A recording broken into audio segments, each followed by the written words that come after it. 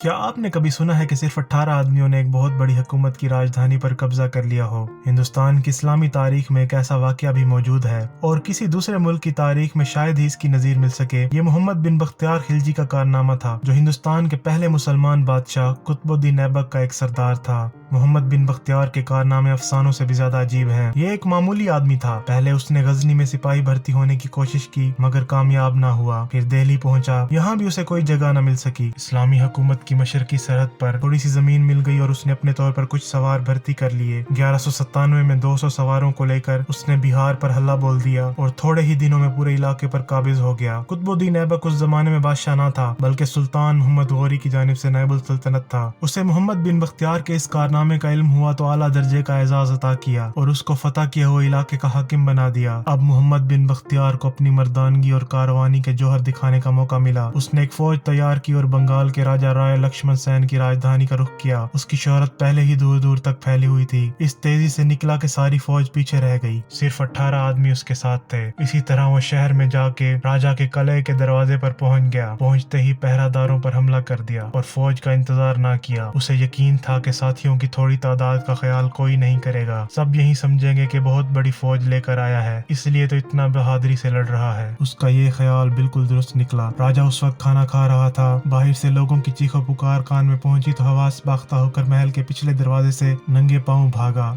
और सुनार गांव पहुंचकर दम लिया, जो किसी जमाने में एक बहुत बड़ा शहर था। ढाका से उसका फासला 13 मील है। पहले कदम पर शिकस्त के बाद राजा लड़ने के काबिल ही न रहा। थोड़े ही दिनों में मोहम्मद बिन बख्तियार बिहार की तरह पूरे बंगाल पर काबिज हो गया और तारीख पर अपनी ऐसी यादगार छोड़ गया जिसकी मिसाल इंसानी तारीख में मिलना मुश्किल है।